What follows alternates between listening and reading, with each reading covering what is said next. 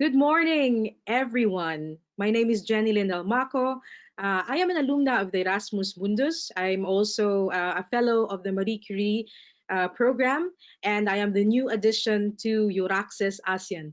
I'd like to welcome you to European Research Day Thailand. This is our second day. Yesterday, we had a nice start to our two-day event. I'd like to thank, first of all, our panelists who are here, who took the time out of their very, very busy schedule to be with us. And of course, all of you attendees who are still trickling in. I hope more of you join us as time goes by.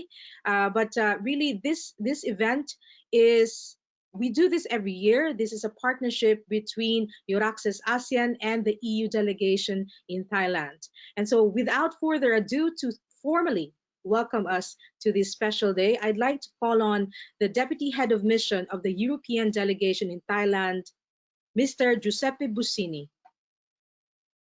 You have the floor, sir. Thank you very much. Hoping that everybody can hear me. First of all, I would like to wish a warm welcome to all participants today. And I would like also to thank you colleagues from embassies, representatives from Thai research entities, as well as Marie Curie fellows and alumni who have kindly agreed to share their experience with us today.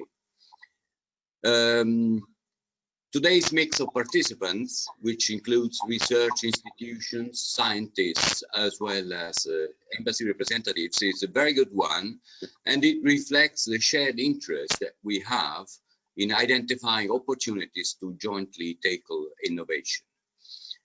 The European Union wants to encourage joint projects and the joint mobility of researchers and innovators. But this requires a very sound understanding of what the EU and its member states can do, what Thailand and other ASEAN member states can do as well. The European Union and its member states are already actively involved in supporting joint research, researchers' mobility and innovation between our two regions. Thousands of students and researchers from Thailand and from across ASEAN have benefited enormously from pursuing higher education degrees and research fellowships in Europe through such programs as Erasmus Mundus and Marie Skłodowska-Curie Actions. Under Horizon 2020, the EU's largest research and innovation funding program, cooperation between Europe and ASEAN has improved.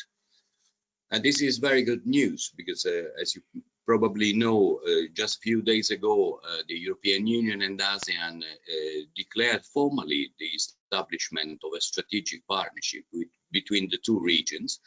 This is very good news for everybody, and it's something that is based on several pillars, and cooperation on research and innovation is definitely one of these pillars. There have been more than 900 applications to Horizon 2020 since 2014 from the ASEAN region, and ASEAN researchers are receiving close to 8.9 million euros in research funding, which corresponds more or less to 303 million Thai baht. Now, this funding is supporting regional integration by funding multiple ASEAN partners in the same research project. But that's not all, because 129 Thai researchers are being funded through the Marie Skłodowska-Curie Actions, which is one of Europe's most prestigious fellowship programs. There are also a large number of bilateral funding schemes supporting research cooperation, and I think that my colleagues from EU member states embassies will be happy to provide more details about those bilateral schemes. All these cooperation on research and innovation has been extremely positive in recent years. Probably we can also draw some conclusions from the fact that ASEAN has more than doubled its share of world's research publication output over the last decade. This is a very good indicator of the efficacy of our cooperation on scientific research and innovation. Patenting activity has also increased significantly. The number of annual international patent applications involving ASEAN-based inventors has tripled from the early 2000 to the early 2010. International collaboration plays a major role in the publication output of the ASEAN region. Close to 40% of publications in ASEAN are international co-publication. And it is the European Union that is the strongest partner in co-publications with ASEAN researchers. Now, these numbers are very encouraging. They indicate a strong demand for increased cooperation between the EU and ASEAN on scientific research and innovation, and the potential to jointly address global challenges such as climate change, food security. I should also mention the current pandemic.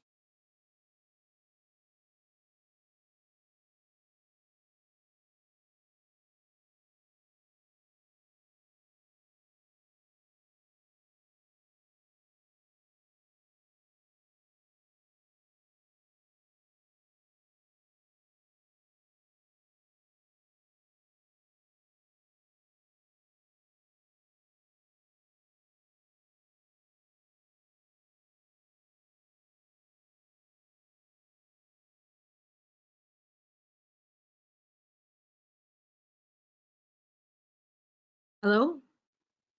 I seem to be losing the audio.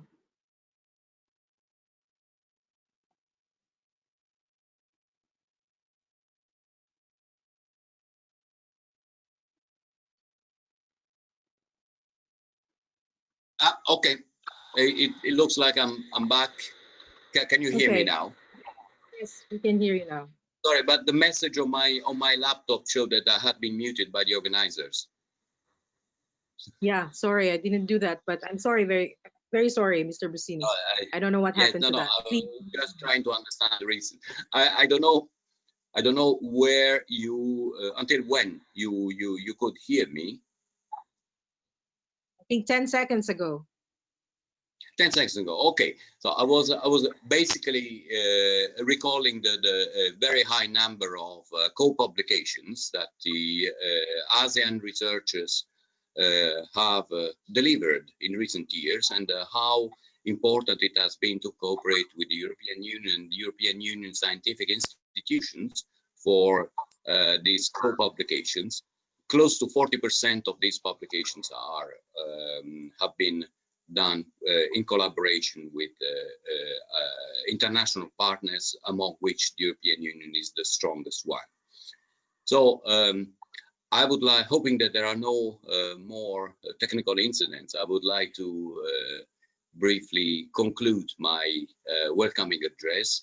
I would like again to remind everybody about the importance of international cooperation when it comes to scientific research and innovation, and especially in this geographic context, in the context of the relations between the European Union and ASEAN, and the very strong, very high importance that this scientific research and innovation, this work can have and deliver positive results, for instance, especially when it comes to issues like climate change and food security. So once again, I would like to welcome all the participants to today's event. I wish you nice and fruitful discussions. And again, thanks a lot for your participation. Thank you.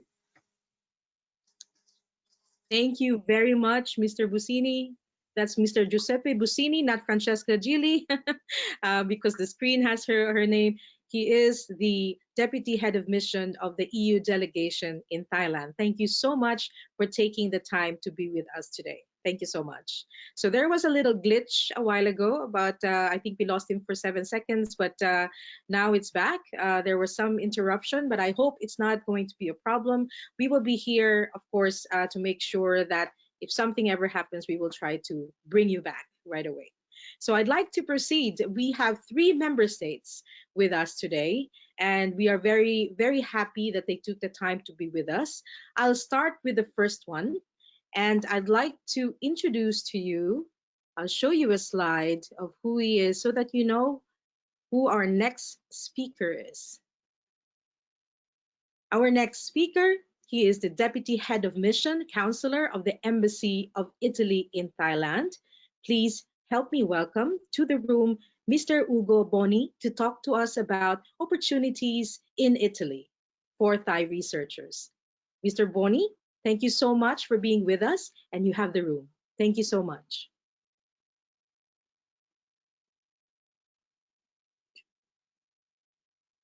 Mr. Boni?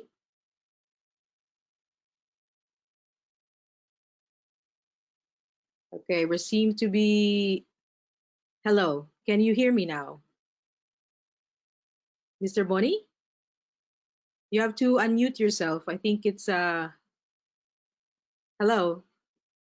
Okay, Mr. Boni? I think, yes, can you hear all me? right. Okay, We yes. can hear you. Thank you so much. Thank you very much. Thanks to you for the invitation, and I am very pleased to be here together with my colleagues from other member states to celebrate European Research Day and also to present the opportunities that Thai researcher can indeed enjoy from Italy. I will show you a brief presentation, but before starting my presentation, I would like to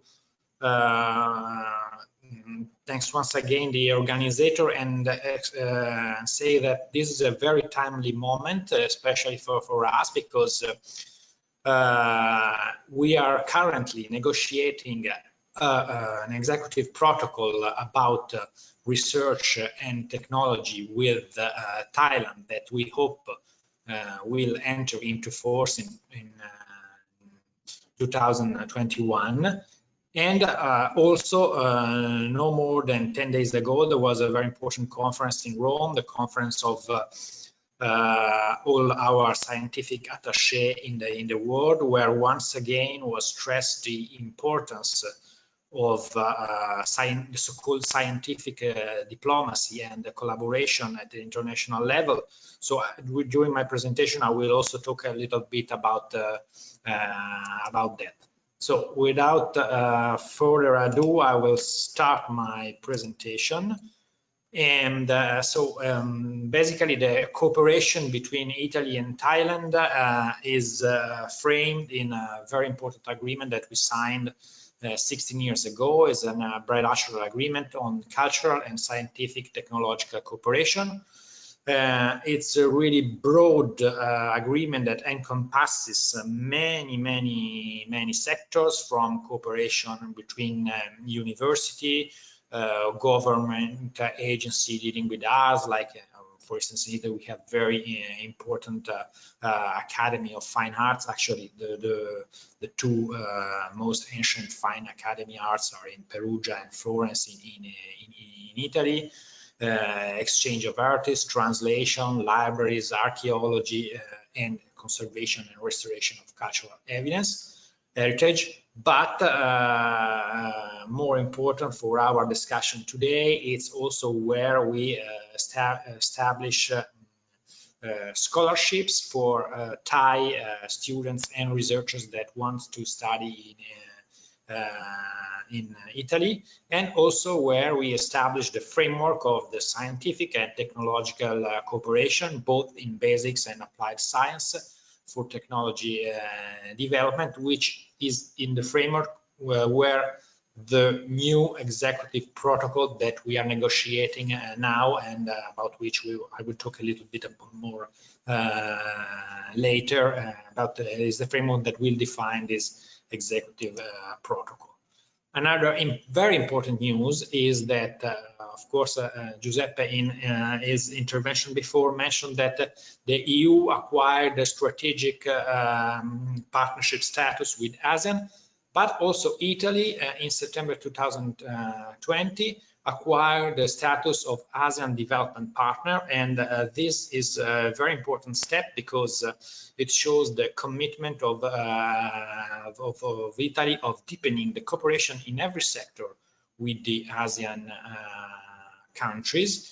And definitely sciences research is one of the most promising important sectors for us, And indeed, we are also now in the process of negotiating a protocol with a new established Center for Sustainable Development Studies, that is an ASEAN center, which is based in Bangkok, in the premises of the Mahidol University.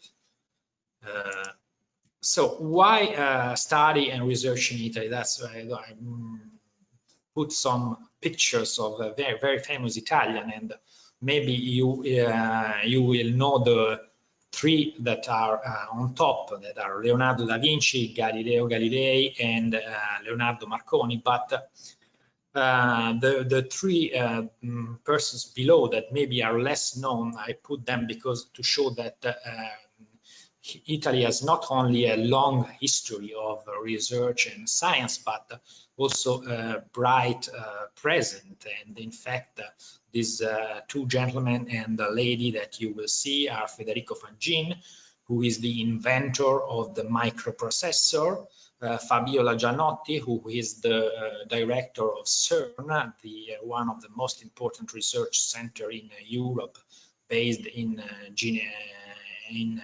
Geneva, and Giacomo Rizzolatti, which is one of the pioneer of neuron research, and is very well famous all around the world.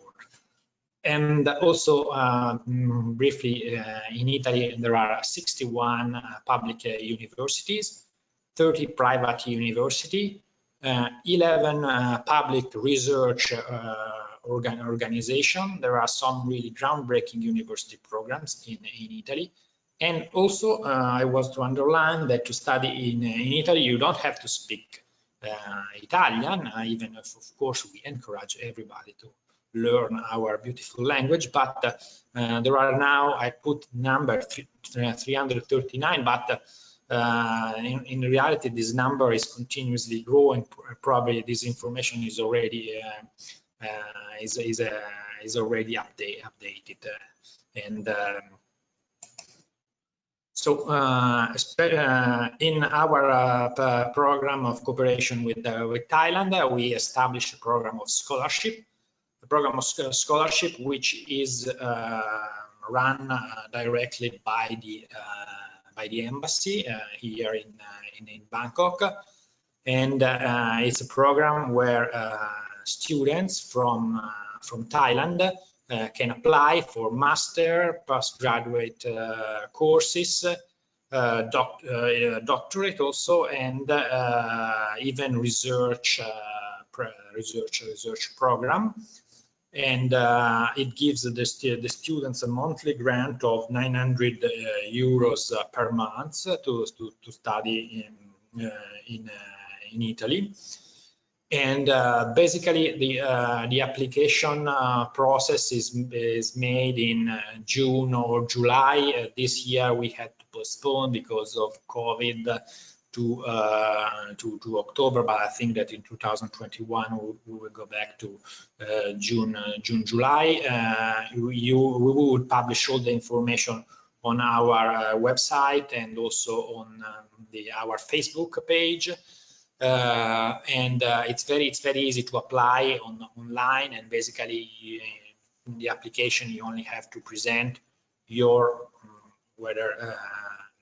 the course that you want to follow in Italy, or your research project. And to give you an idea, it depends of course on the budget, but every year we send 6-8 students from Thailand to participate in this program. It is possible also to follow courses that last more than 1 year. So in fact, there are some of the scholarships that we gave are renewal of previous scholarship.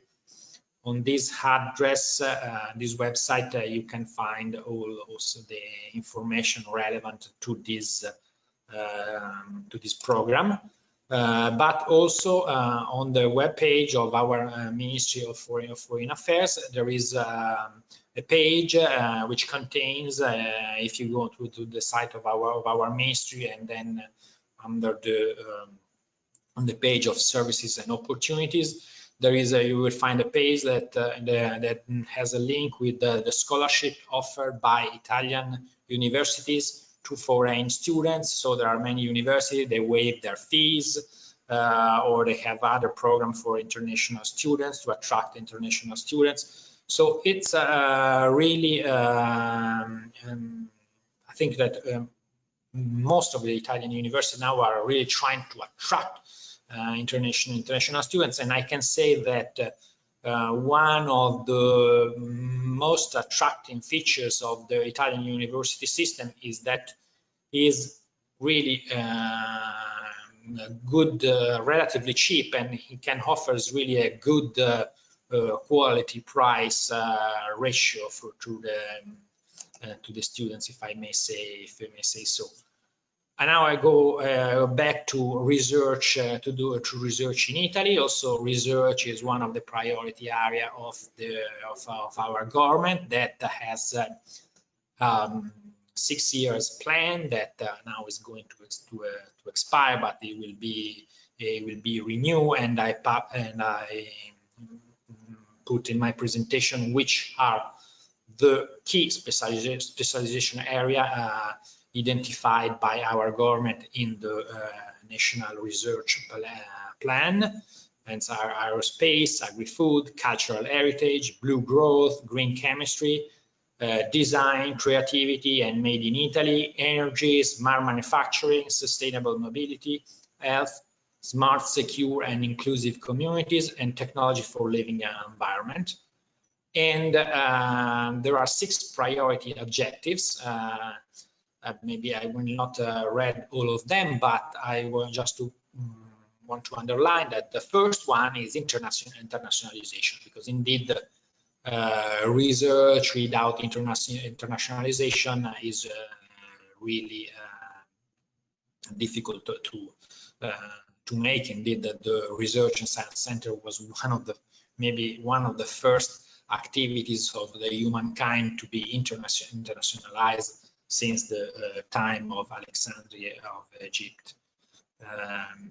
So I will now go.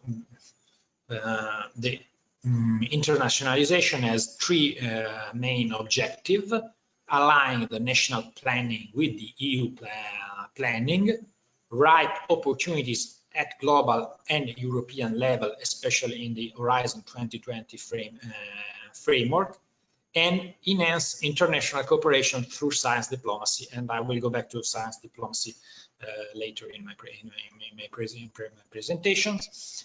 And these are the main actions of our internationalization process.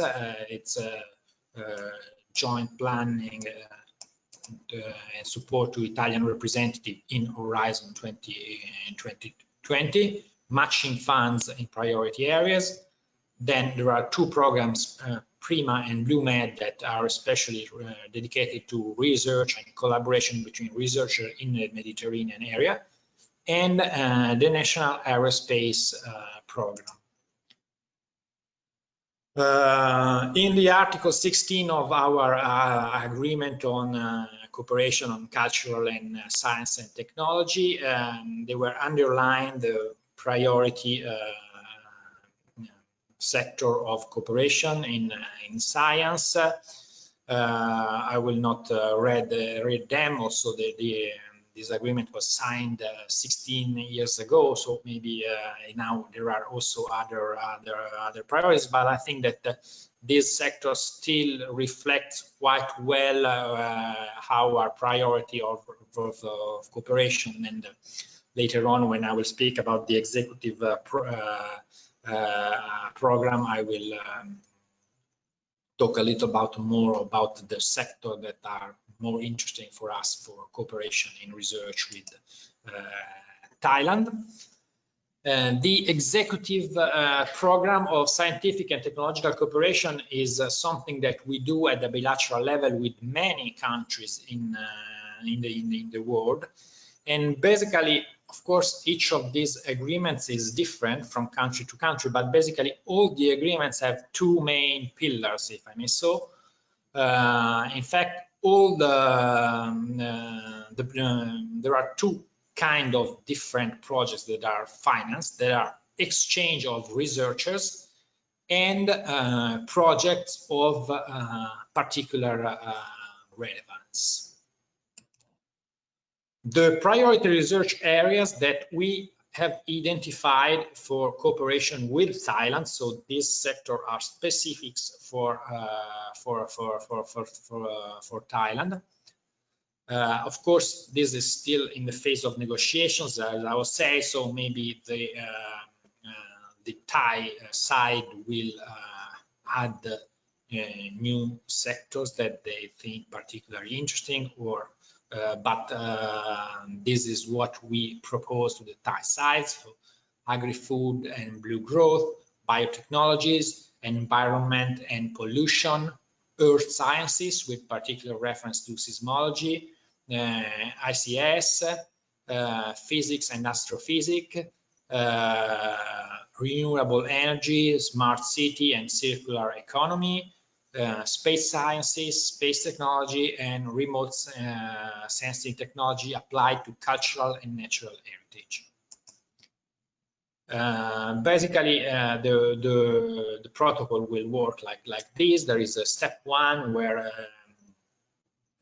researcher can submit the project to be financed to their national contact point, because for every participant state, so in this case Italy and Thailand, there will be a contact point to which Italian researcher will be able to submit project to the Italian contact point, and Thai researcher will be able to submit project to the Thai contact points. The main evaluation criteria will be the scientific relevance, methodology and expertise of research team, added value of bilateral cooperation, involvement of early career researchers, and appropriateness of the budget requested with respect to methods and expected results. Then the step two will be the selection of project at national level, and the step three will be a joint committee of Italy and Thailand that will take a joint decision on eligible project to be financed. The financing of project is in the case of exchange of researchers. The sending state will bear the travel expenses, while the receiving state will give researcher a per diem, which varies according to the duration of the project. In particular, if the stay of the researcher in the receiving country is up to 30 days, or is more than 30 days, and of course also every country will decide on the amount of the per diem according to their national law. And in the case of a project of particular relevance, the contribution of the Italian Ministry of Foreign Affairs is intended as co-funding. So what co-funding means? It means that the applying institution must finance the remaining part on the basis of salary of involved personnel and indirect cost of the personnel. And the applying institutions must anticipate the project expenses and will be co-financed at the final balance yearly. So this will be more or less our protocol, executive protocol on scientific and technological research, which we really hope will enter into force in 2021, so that the first call of proposal will be possible to make the first call of proposal already in 2021. So I say stay tuned, and also follow our webpage and our social media account, where we will publish all the news about this. Last part of my presentation, I want to talk a little bit about scientific diplomacy, because it is a really very important aspect of the activities of the the embassies in the world, and also it was really,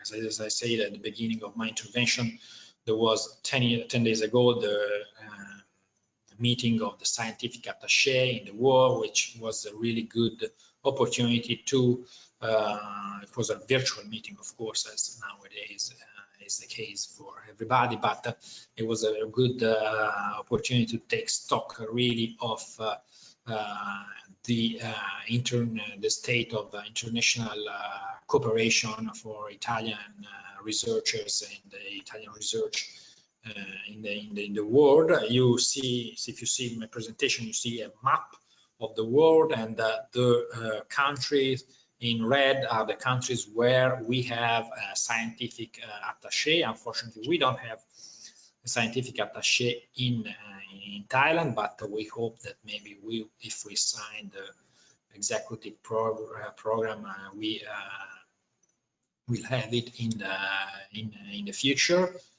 And some of the main initiatives of the so-called scientific diplomacy and the best results from Italian research are the Trieste Scientific Pole, which is a pole of the United Nations, which is based in Trieste, a city in northeast Italy, the windiest city in Italy, but also a very nice one, and with lots of cultural heritage, where many international organizations dedicated to research in many sectors are operating. So it's really an international research pole with literally hundreds of researchers from all over the world, and especially from developing countries. We have also we participate also in many other international projects like ESO, EMBL, EMBC, ICRANET, and we recently established a new website in Nova Italia, where website where you can find all the most recent updates from the network of our scientific attaché in the world.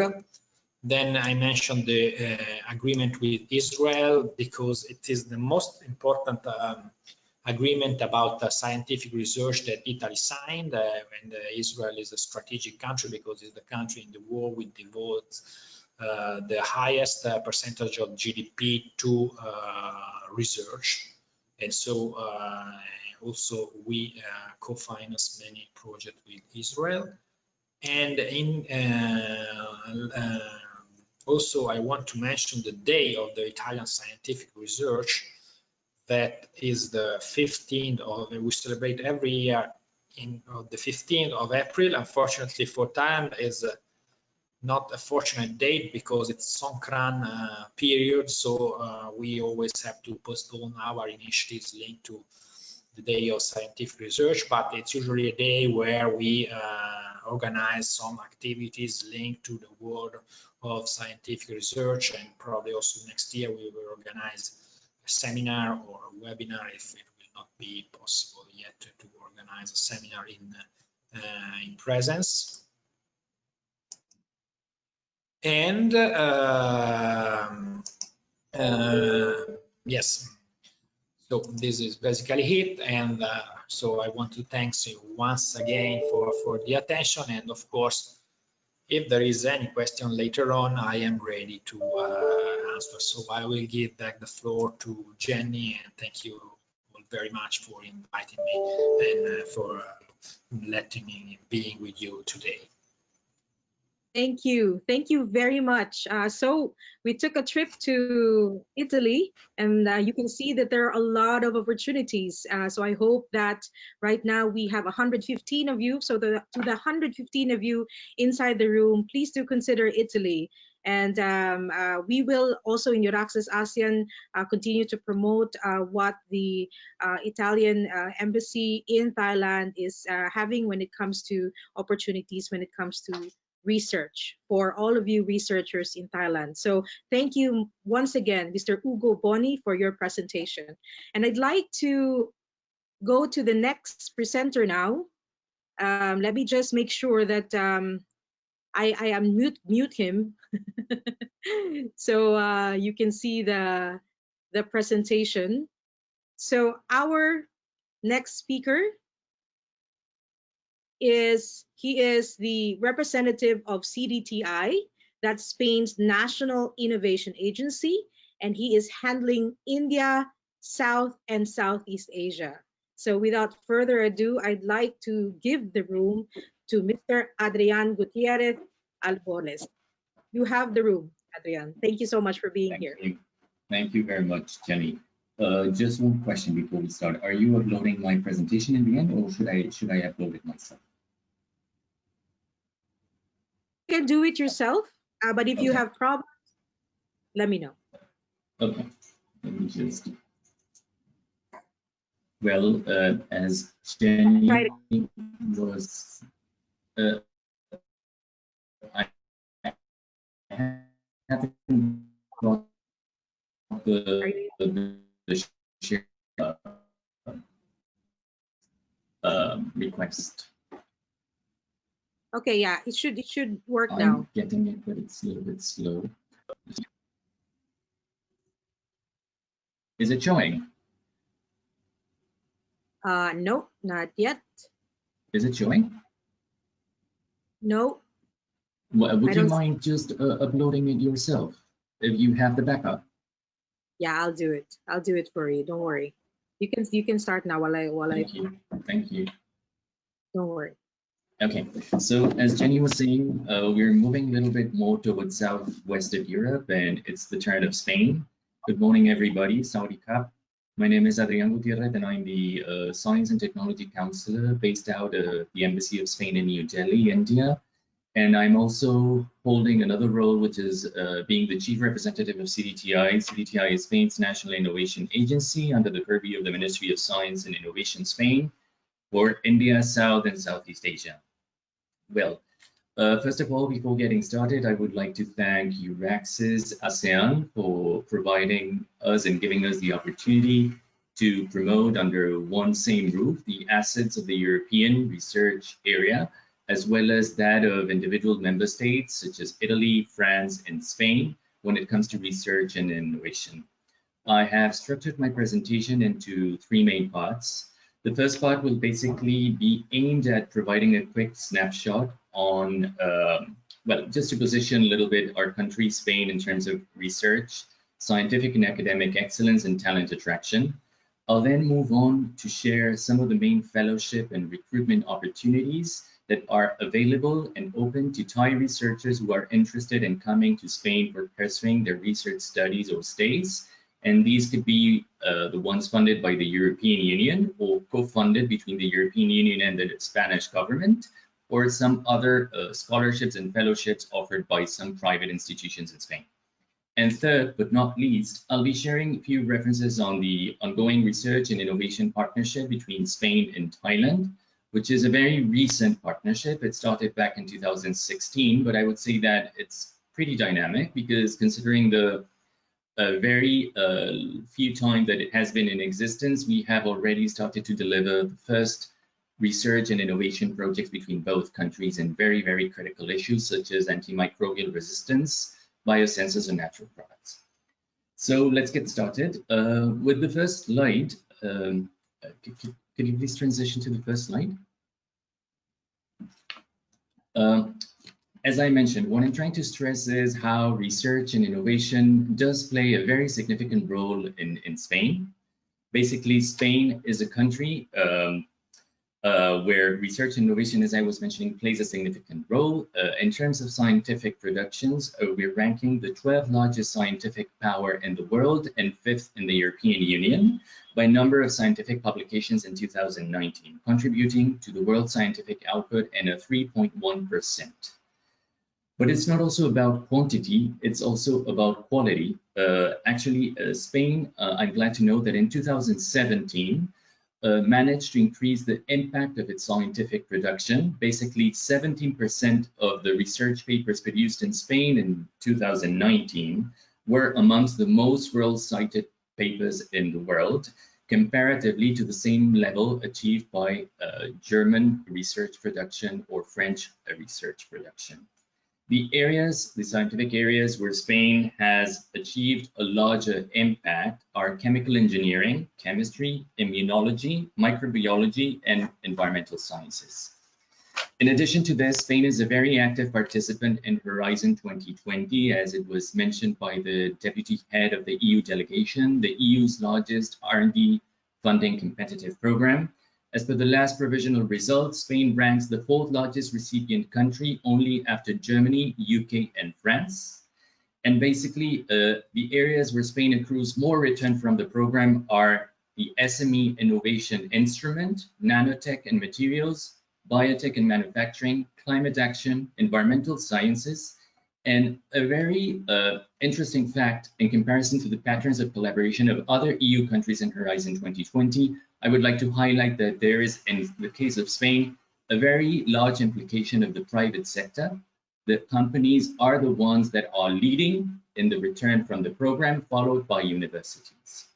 And Spain boasts high-level infrastructure in terms of research, which is crucial for the advancement of experimental science and the technology development of the country. And I have just included some pictures just to give you a flair of what is the research infrastructure available in Spain that Thai researchers could leverage on and could have access to. Basically, you have from big telescope infrastructure, such as the Spanish-led Great Telescope of La Palma, which is one of the largest single aperture optical telescopes in the world. You have the synchrotron ALBA in Barcelona, which is a 3rd-line generation synchrotron, or the supercomputer Mare Nostrum, which is one of the most powerful supercomputers in Europe, and which has been recently selected by the European Union as one of the locations in Europe to host the most advanced supercomputers as part of the European supercomputing strategy of the European Union. But the government of Spain is also committed to attract more research infrastructure of high level to the country. And this has been shown by the support of the government to the candidature of Granada to host IMF Domes, which is an infrastructure in fusion energy, or for instance, the support given to the candidature of La Palma, again, for the 30-meter telescope, Moving ahead to the next slide. Basically here, what I'll focus on is on the academic excellence and how attractive is Spain in terms of talent attraction. Basically,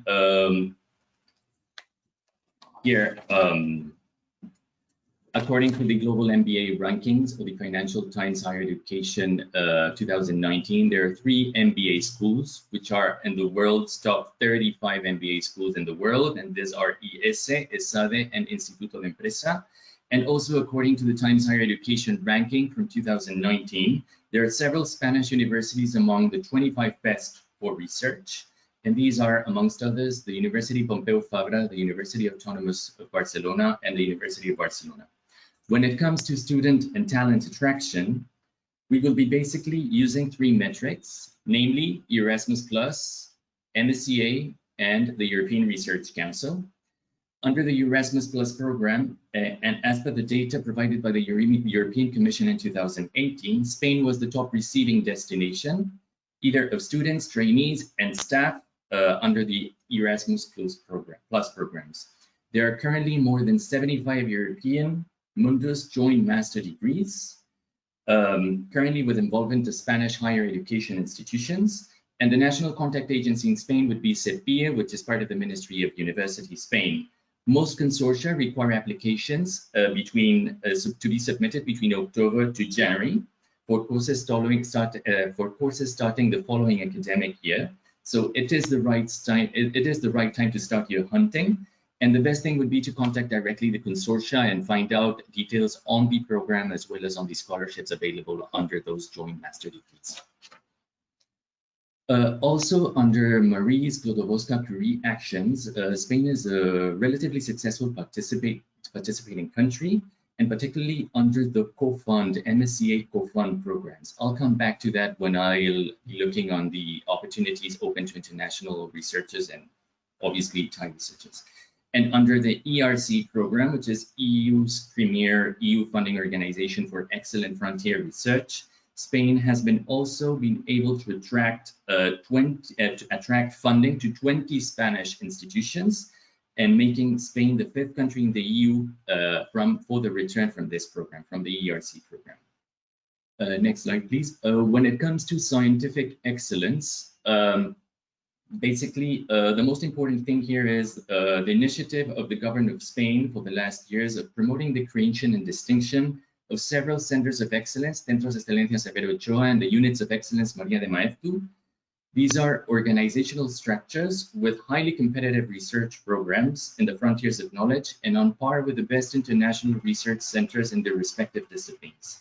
This selection process is conducted by an international committee of prestigious scientists, and in 2019, Spain had a network of 25 centers of excellence and 23 units of excellence, María de Maeztu, across sectors, mainly in life sciences, mathematics, environmental sciences and engineering, humanities and social sciences.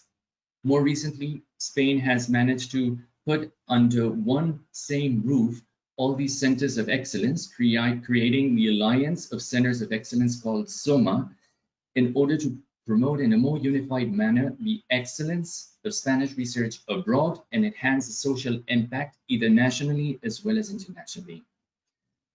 Moving ahead to the second part of my presentation, which is more focused on recruitment and fellowship opportunities to pursue your research studies and stays in Spain.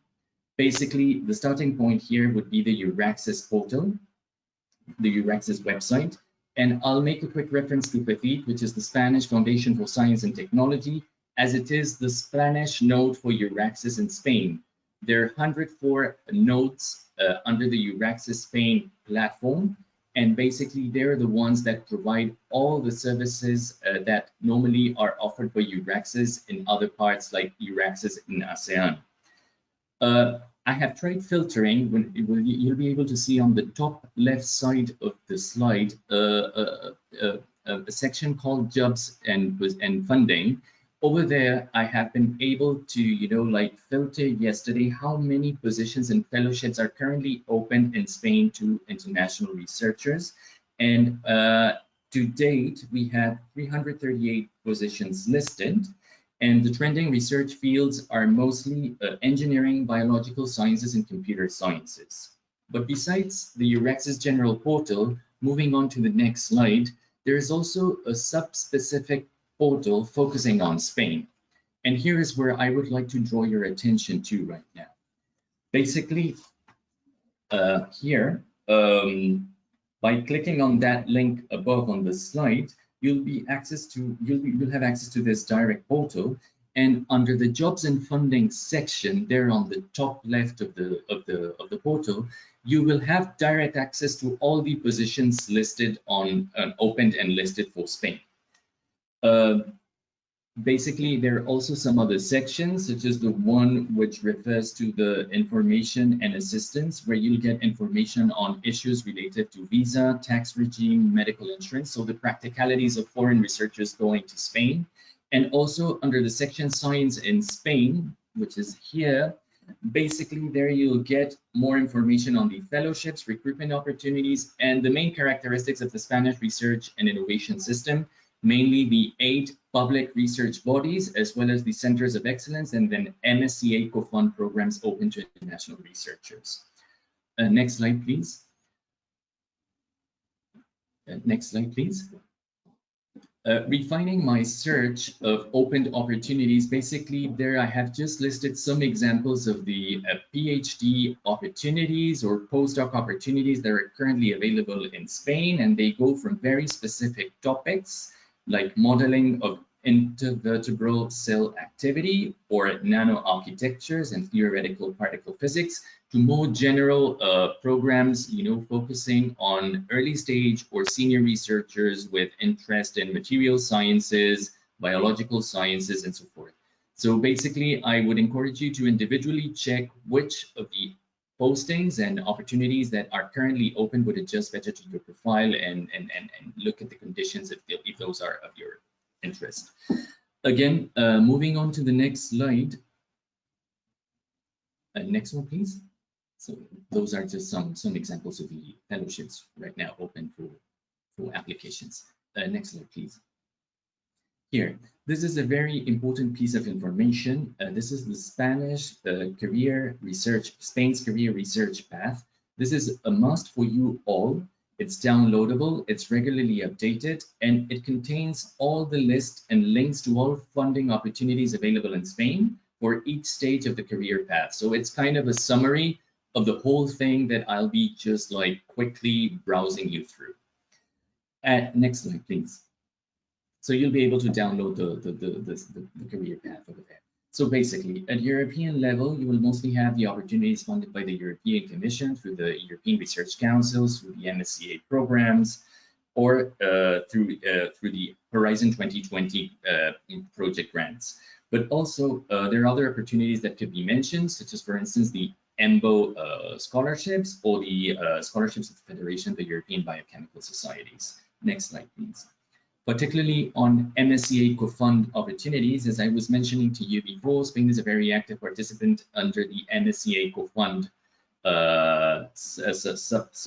paragraph of the MSCA program, and basically there you'll find like PhD and postdoc, 31 ongoing programs, 11 of them still with remaining calls and aimed at hiring 50 early stage researchers and 270 experienced researchers. So there's still a good number of opportunities you could try to leverage on if you're interested in coming to Spain for research purposes. And for 2020, another 4 additional co-fund programs have been granted to Spanish institutions. So there are new opportunities there to look at.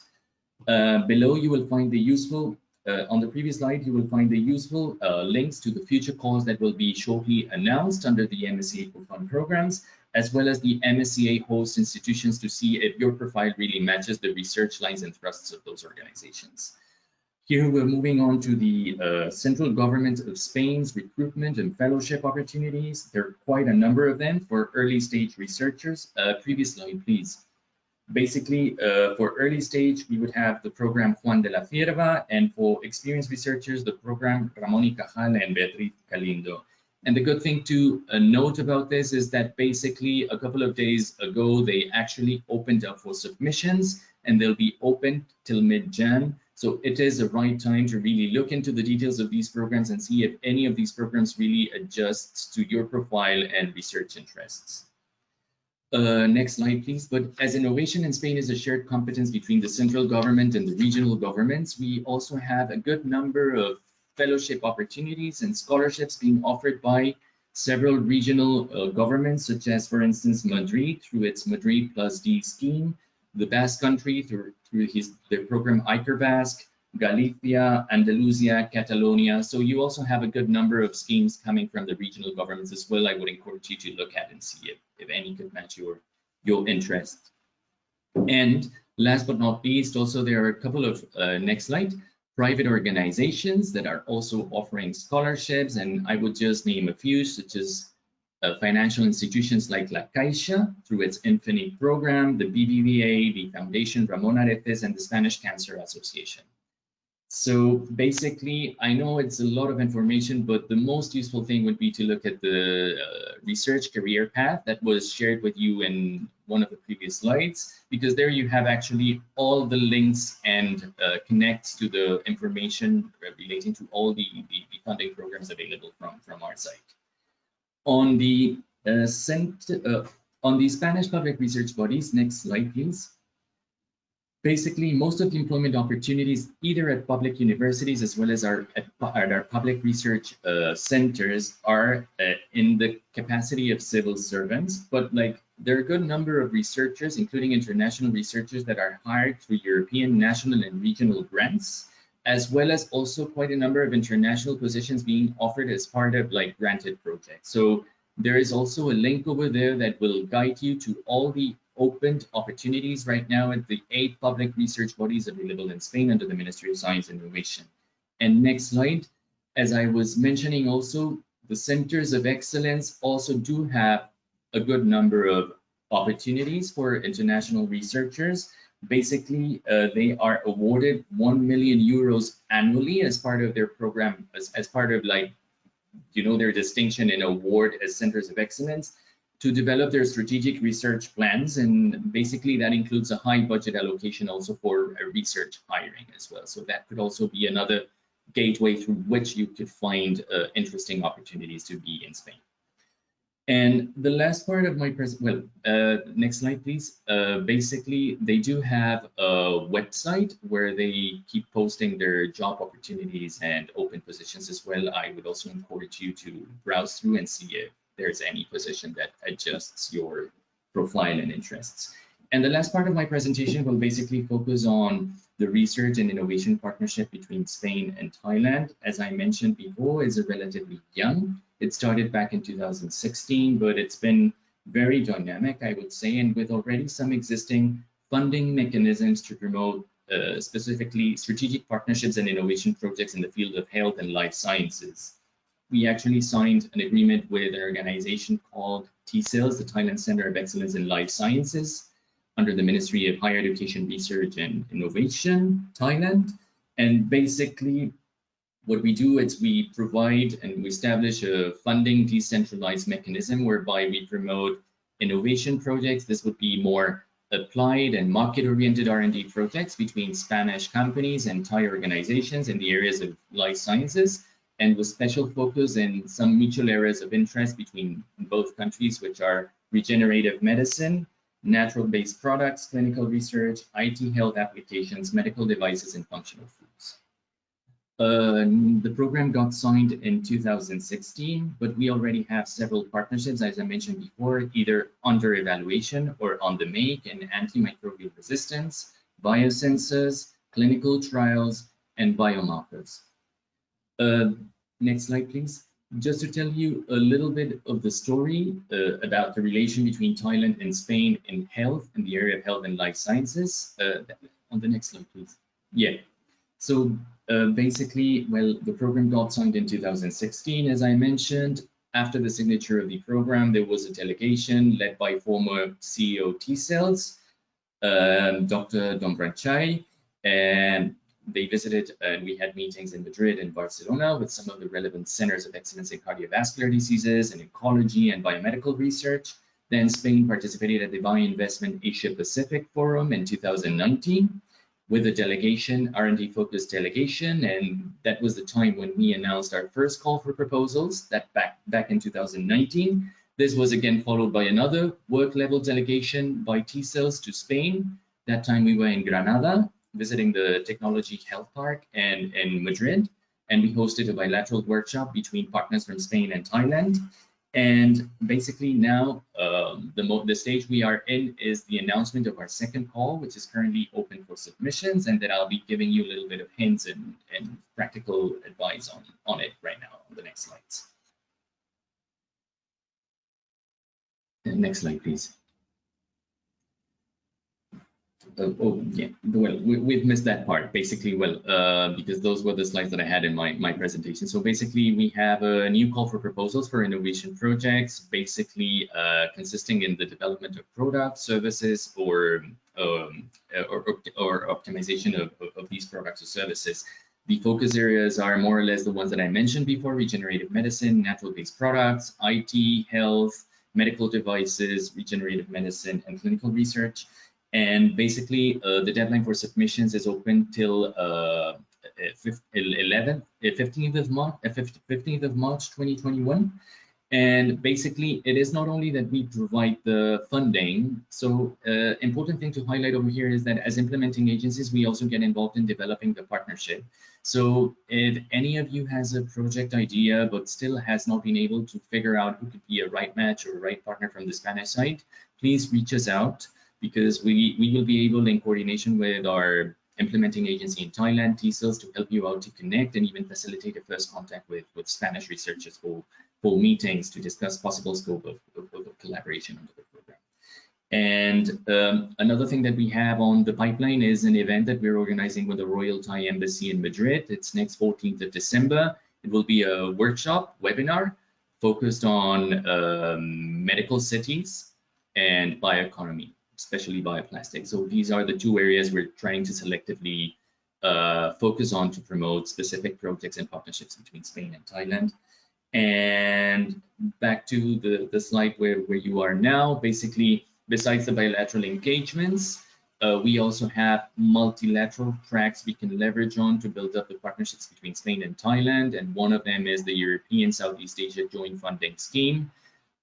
Spain, through CDTI, has pitched in as funding agency for the call on innovation project cooperation.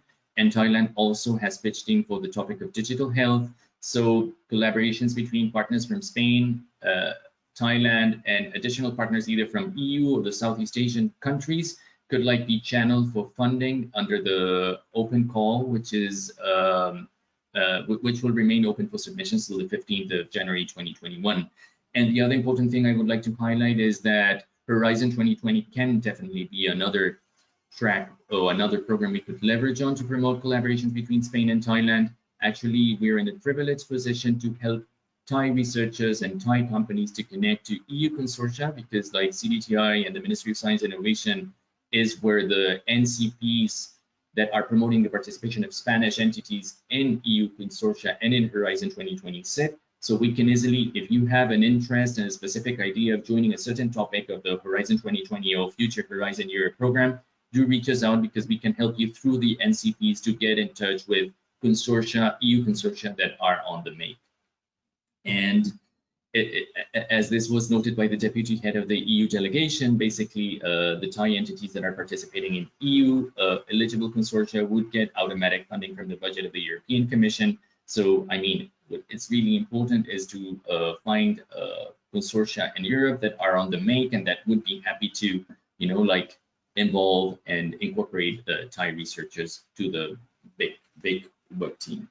And I think I've covered more or less everything. Let me just check next slide. Yeah, I'm just providing here you some basic links with all the from the institutional point of view, all the agencies and organizations that are involved in research and innovation management and funding in Spain. So with all this, I think I could give the floor back to Jenny and be open to any question that could come at the end of the session. Thank you so much. That was Mr. Adrián Gutiérrez from CDTI. That was a wealth of information as well for opportunities in Spain. So we had a trip to Italy in the very beginning, and then we went to Spain, and now we are going to France. So I have with me, and I just wanted to make sure that that I can hear you very well. Benjamin, can you speak for me? Because I don't see. Oh, Lisa is here. Lisa and Benjamin, are you able to hear me? Okay, so you're still muted. So I'm gonna try to unmute you. Muted Lisa. Yes, yes, perfect. Can you and hear I'm me? muting Benjamin. And I just wanted to show everyone who you are. And Yes. you also have your other colleagues with you. Just let me make sure that they are also heard, because I'm not hearing them right now. So Dr. Lopez should be here, and I'm muting. Yes, and of course, Dr. Sirinan Usha. Sorry if I'm mispronouncing it. Thank you so much. So this is our French team, and they will talk to us about opportunities for research and collaboration in France. So with that, I'll take it now to Lisa to discuss these things. And of course, you have the room for everyone. Thank you so much. Thank you. Does Can you the hear screen? me? Yes. Sorry. Yeah. I'm just. Benjamin is sharing the screen. Okay, Yes. I you know the presentation Or you button. can share it. Yeah, Benjamin, it's now with you. So please let me know if you are able to do that. Okay. Yeah, okay. Yes? Is Are you it able to showing do it? now? Not yet. don't worry, if there's a problem, just in case, then I will take over and share the presentation for you. I just would like to take the time while you're figuring that out, Benjamin. Dr. Tomas Kodamus from Mahidol is actually with us also, and so with Dr. Narison Kitianat, who is the country representative of the Marie Curie Alumni Association in Thailand. I just would like to give them a shout out and welcome them also to this discussion. So thank you so much for being with us. Thank you for joining us. Otherwise, you can share, Jenny, the presentation. It's okay. I'll do that for you. Just give me a second. You can start now while I do this.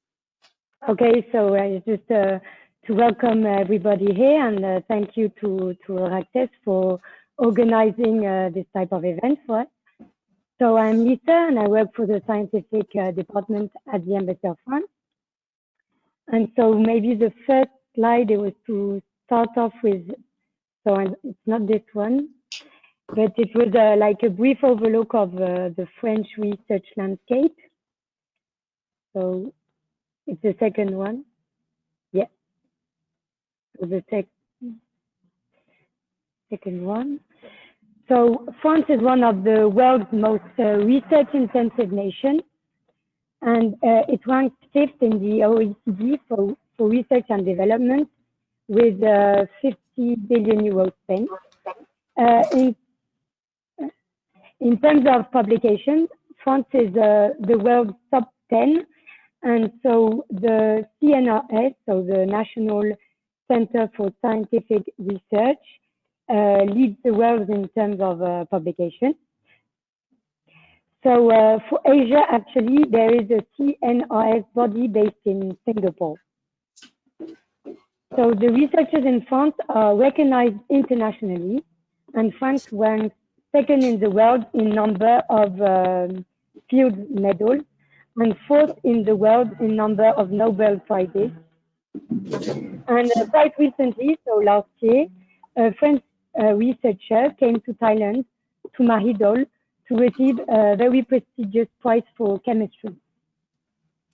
So next slide, please. Next slide, please. Okay. So the research system in France has the slide before, please. Sorry. Yes. So it has an international appeal. So it is the 3rd leading country for foreign doctoral candidates after the US and the UK. And actually, nearly half of doctoral candidates, so 42%, are from outside of France. So you do not have to speak French to do your PhD. It can be done in English. 57% of French scientific papers are international co-publications, and many research projects are of international scope and scale, just like Arianespace or wind tunnels. And we will see later with Sirad the international projects between France and Thailand. So 1/5 of the private research and development investment is foreign. And France's major research bodies are based all around the world and also in Asia. Next, please. Okay. So what are the French embassy's goals in Thailand? So we promote higher education. Sorry, there's a noise behind. Okay. We promote higher education and scientific cooperation between France and Thailand. We provide incentives for high quality academic and scientific exchanges thanks to our teams. And we develop long-term partnerships between Thai and French research organizations and universities. Our main operator is Campus France, and we have Benjamin with us today. Its main role in Thailand is to inform Thai students on study programs in France, scholarship opportunities, and also help with individual projects and to plan student stay in France. So it does this thanks to different activities such as workshops and different events. Okay. So to fulfill these goals, our main tool is our co-funding research program. So we have 3, and all 3 of them are dedicated specifically to Thai nationals. They are open to all universities and to all fields of study. So the first one is for Thai people under 35 years old who want to study at a master or PhD level in France. Yes. So it can be for a period of 1 or 2 years, depending on the study plan. And so the second program is a Junior Research Fellowship program, which is for Thai postdoctorates who intend to spend 2 to 6 months in a French laboratory. And so lastly, we have the joint research program called PhD ASEAN, which is a 2-year mobility program to develop a research project between a Thai and French team. So the first 2 programs are for individuals, whereas the third is project-based. So you need to see these 3 programs as a continuity so the first one is to get the first step in France and then create a network with the second and fulfill a project with the third. Next slide, please. So the first the Franco Thai Scholarship Program. So you can follow the link or the QR code for more information. Since 2011, more than 180 students have gone to study in France. About 35% apply for a master's degree and 65% for, 65% for master's degree and 35% for PhD. It is a co-funding program with the academic sector as well as with the private sector. And it is actually open now, and the deadline for application is so February the 19th of next year. And so for this program, it's, okay, we're going to the second program. It's the Junior Research and Fellowship Program. And since 2011, more than 130 young researchers and Thai postdoctorates have spent 2 to 6 months in a French lab. And each year we receive between 30 to 50 applications, and 10 to 12 candidates are selected. Next, please. So this program is very useful for scientific careers, as testified by our fellows. It's a great way of getting a network and a sustainable partnership with French researchers. So this call has ended in October, but will be launched again next August.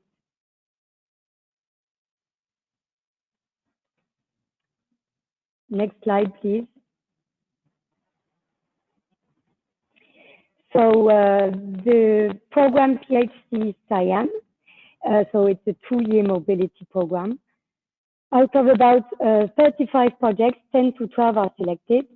And the selection is based on a joint committee. So Franco-Thai experts, so French and Thai experts decide on the quality of the project.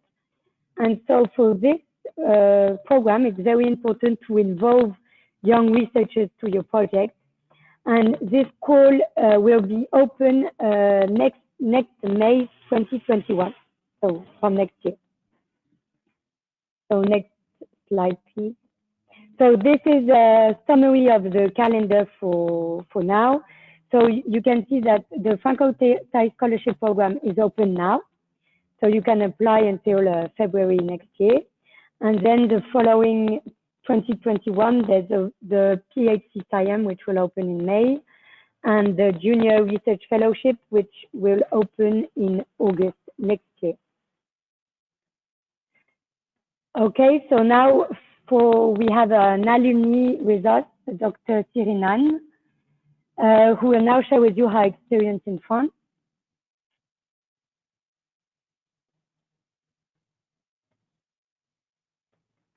I don't know if she can connect. Okay. Dr. Hello, can you hear me? Yes, we can hear you very well. Thank you. Okay, thank you very much for the invitation.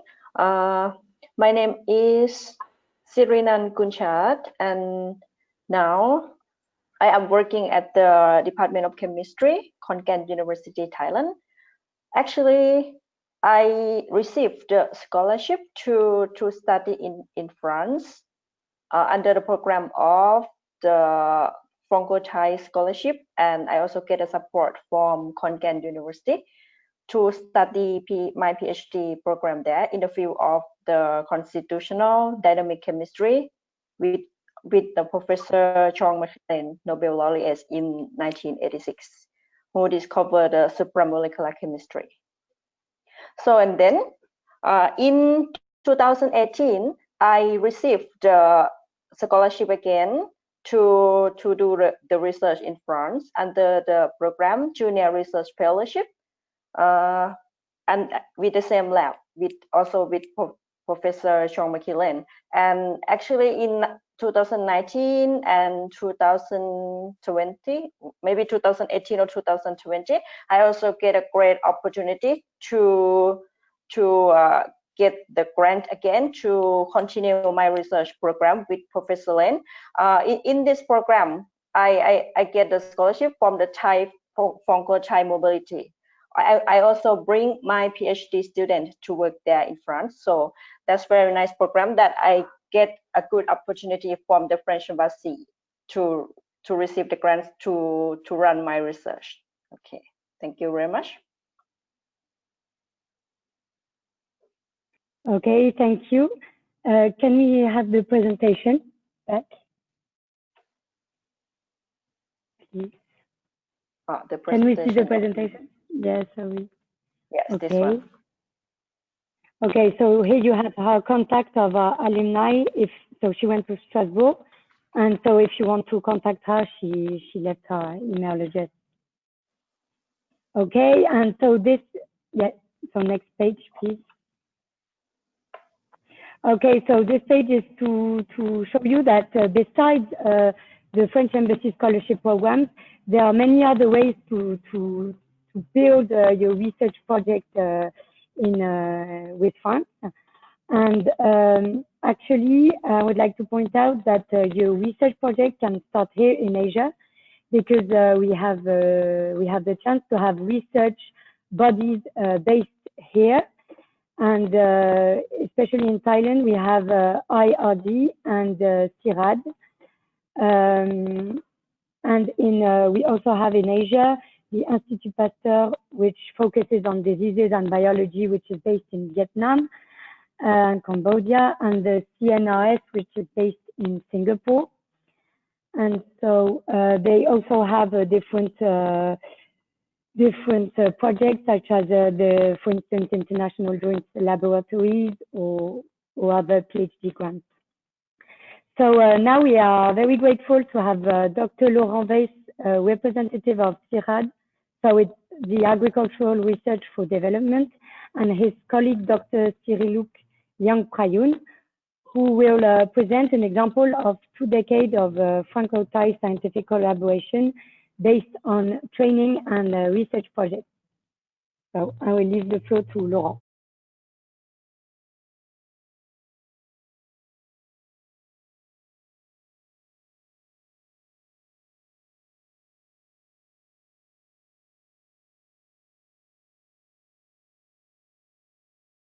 Dr. Laurent, we cannot hear you, but it says here that you are unmuted, so.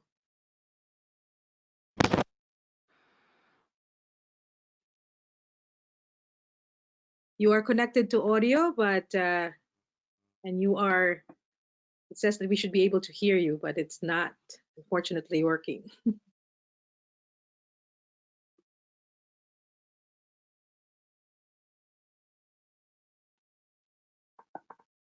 Yeah. Still nothing. Lisa, would you like to continue the presentation while we figure out the button? Yeah, okay, no problem. So I think we can go now to Campus France, who will, to Benjamin maybe, who can show how to find your, so it's the next slide.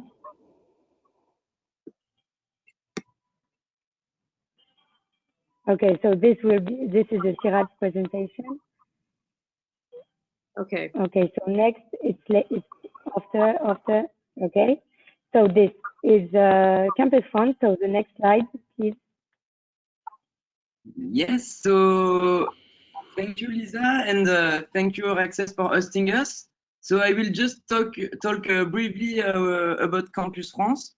So we are an organization which is a public organization which is helping students to get information, to get also information for researchers, and to get to know about the laboratory established in France.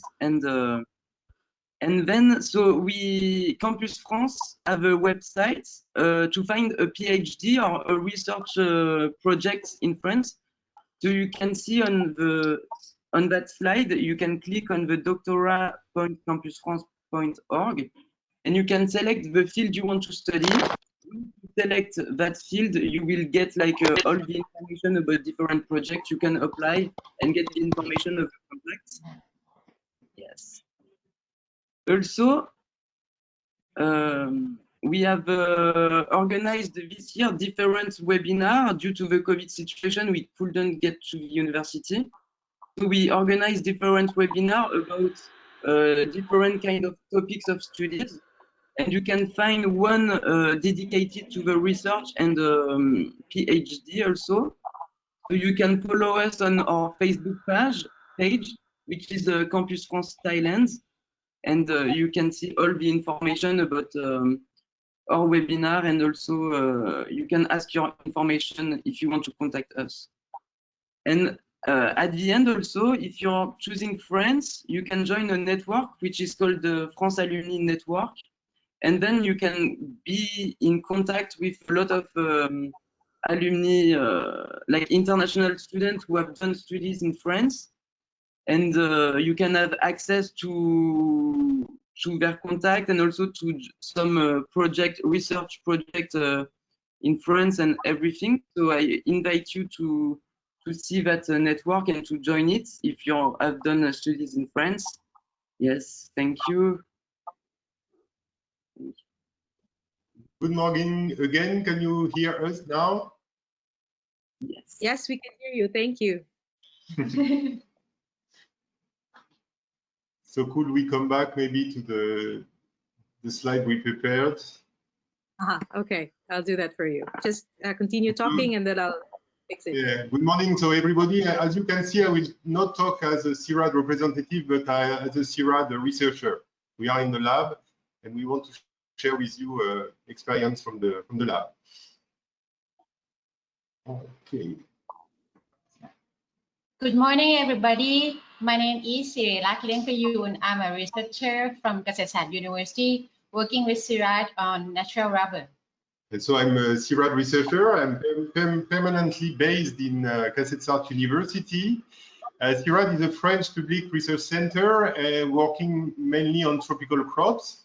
So our challenge today is to give you in 5 minutes a snapshot of almost 20 years of collaboration in our joint laboratory named Laboratory of Biochemistry and Technology of Natural Rubber, or LBTNR.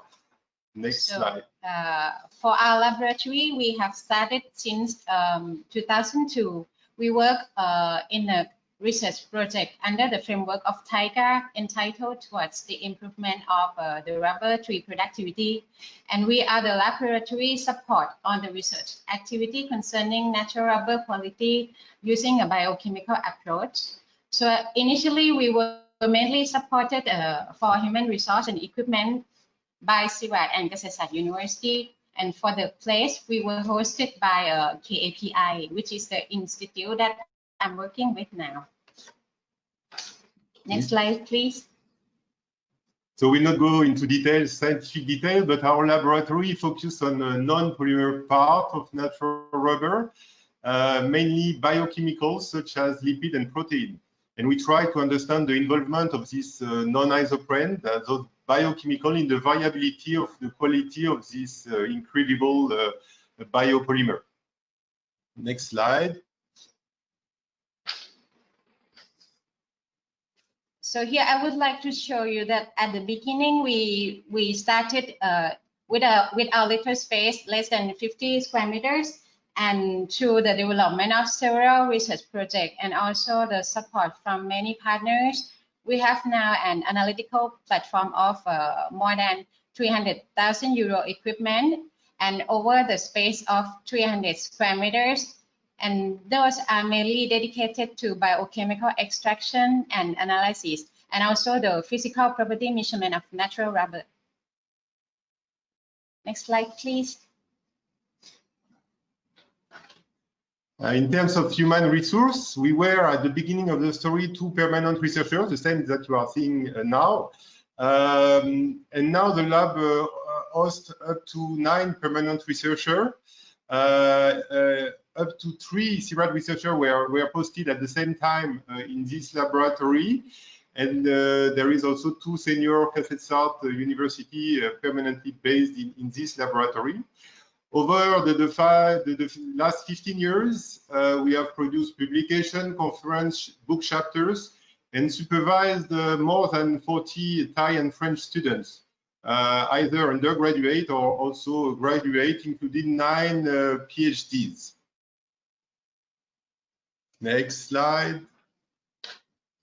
And all through the activity Lo Hong mentioned, the mobility play a crucial role in this successful and fruitful collaboration. Indeed, CIRAD has spent a 23-year research period with us, and also we have received several missions of French researchers in KU. And in the meantime, CACESAT university staff and also students went to France in total 32 states to conduct complementary research work and to discuss and build a new projects. And all these missions, thanks to the great support of the PSC Siam program and also Erasmus project, both Eurasia 2 and also Alphabet. And also we received the great support from university and private sector for the mobilities. And in addition, more than the scientific knowledge and that we produced, all those exchanges were also essential to build trust between partners and share the cultural differences. And this is how we can today be a united Franco-Thai team and can be recognized as such by the natural rubber private sector, which are also funds significantly our research activity. Next slide, please. As a conclusion, we can say that we believe that our success story is based on diversity of the supports that we can have mobilized, including EU, French embassy, but also others, and also the diversity of the project that we have conducted. The insertion of this lab in the wider platform, EVR Research Platform in Partnership, HRPP, which is a network of 15 scientific partners dedicated to rubber research in the region, was also of great support. So together we can, and thank you very much for your kind attention. Thank you very much. So that was a very interesting presentation. I like the fact there's a laboratory being represented here. So we're running out of time, so I'd like to go round all of the speakers that are here and perhaps give their last words, if you will, or maybe some reminders to those who are interested in having a research partnership or research collaboration or having an experience in Europe. I'll start with, of course, with Italy. So Mr. Ugo Boni, your last words, please. I just want to thank you and all the organizer for the opportunities to be here, and of course I invite all the participants, if they have any questions, also to address directly to us. We have a cultural office, and we try to orientate all the people that wants to study or doing research in Italy. So we are, even after the end of this seminar, we are always available to answer questions. But just send us an email. You find all the contacts on the website of the embassy. So thank you very much again for these great opportunities, and I look forward to talking directly with the Thai researchers that are interested in making some projects with Italy. Thank you very much. Thank you. Thank you, Mr. Boni. And now I'll give it to, now we go to Spain. Mr. Adrián Gutiérrez, your last words, please, to our Thai researchers or emerging researchers.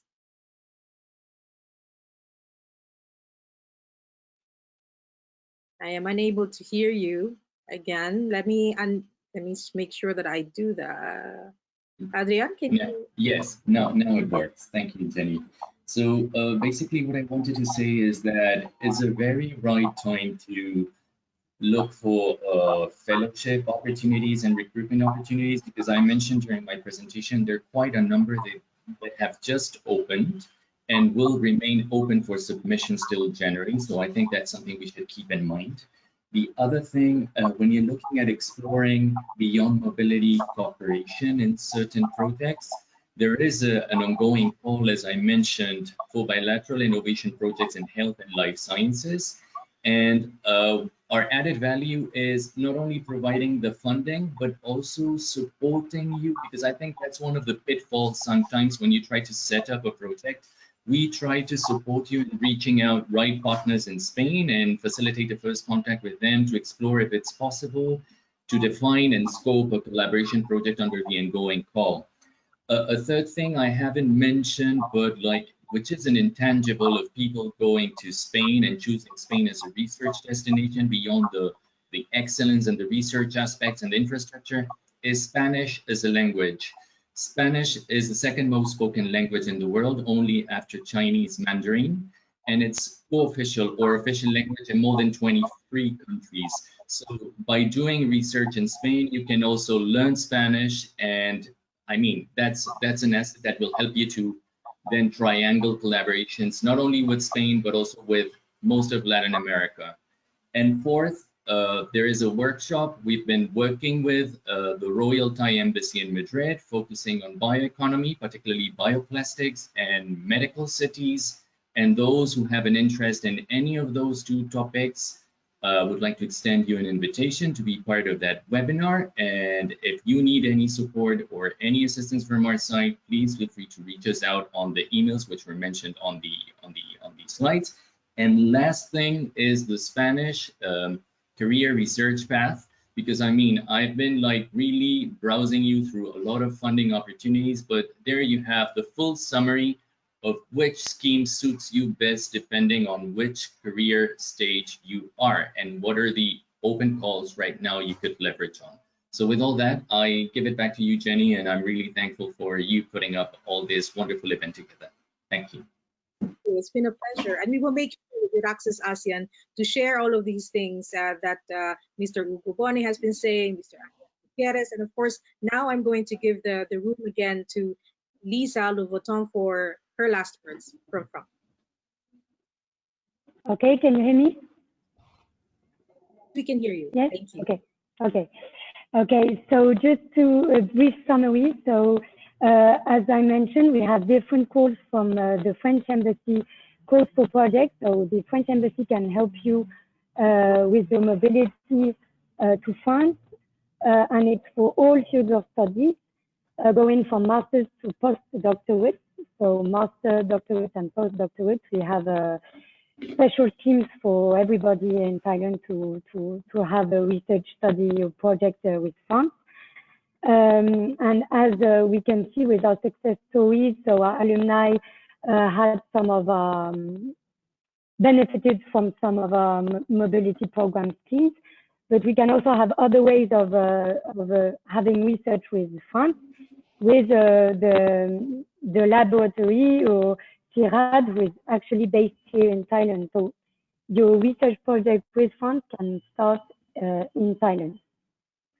And lastly, we have also in Thailand, main operator is Campus France, and its main role is specifically to answer any student questions. If you have questions, if you need help in finding your university in France, if you have any questions, they are here permanently to answer your requests.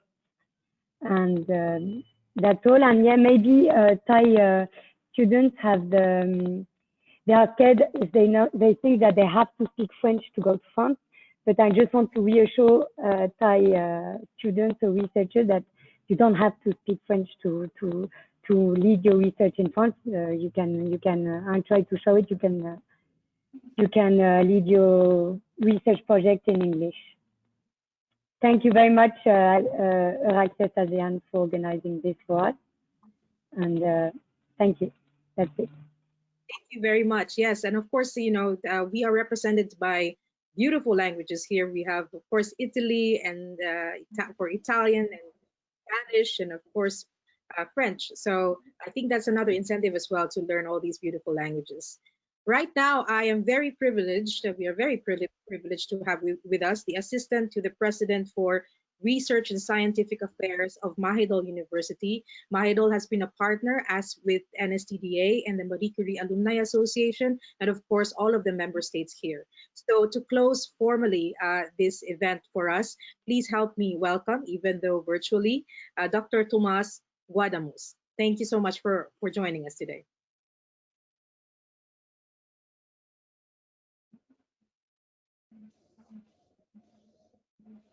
Okay.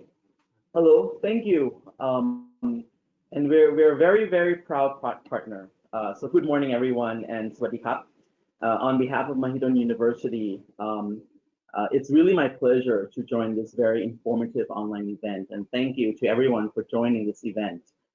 First of all, we at Mahidol University is appreciative of support from NSTDA and European Commission for holding and organizing this online event, even while we are facing the COVID-19 situation. I hope that you will all be safe and healthy despite the situation. I also would like to thank all the speakers this morning, many of whom are delegates from various EU embassies here in Thailand, and to speak about research and study opportunities in Europe and provide their advice, which is so very important to many of our Thai students and fellows. It's really amazing also how many opportunities there are out there. So this event is an excellent opportunity for Thai citizens and residents to discover new European research funding opportunities and to strengthen their research careers with European partners, especially for early career researchers. So in this regard, I wish that many participants will find their opportunities are right for them. And I am sure that as a result of this event, there will be plenty of new Thai and European research collaborations in the near future. So finally, for the next part of today's session, which will take place this afternoon, we are going to have discussions with fellows and current project holders right here in Thailand. And they will share their experiences and knowledge of their program. So please join us later this afternoon. So thank you everyone for attending this morning's session. And I hope you all have a fruitful and productive day. Thank you very much. And I think that is it for, please don't forget this afternoon from 2:30 to 4, we will have, as Dr. Guadamus was saying, we will have experiences from fellows who are in Thailand right now with their experiences with the European research area and being a researcher. So may I take the opportunity to thank everyone who's with us right now, the attendee. Thank you so much. Please join us this afternoon. And of course, from Italy, Mr. Ugo Boni, from Spain, Mr. Adrián Gutiérrez Arboles, and of course, the team from France, Lisa Louveton, Benjamin Attaché, and Dr. Oran Vez. And I'm sorry, I am missing the family name, Dr. Serinan Tusha. Correct, right? Also, everyone here in this room, thank you so much. Thank you so much for joining us. Please also join us on EURAXESS ASEAN. Please sign up for our newsletters. We will keep on informing you about all of these incredible research opportunities for you.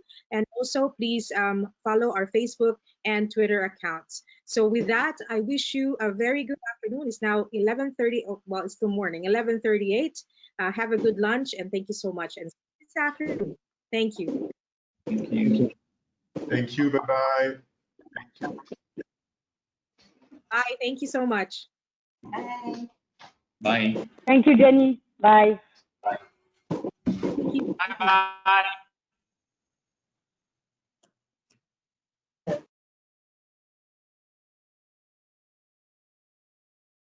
Thank you, Jenny. Bye. Thank you. Bye.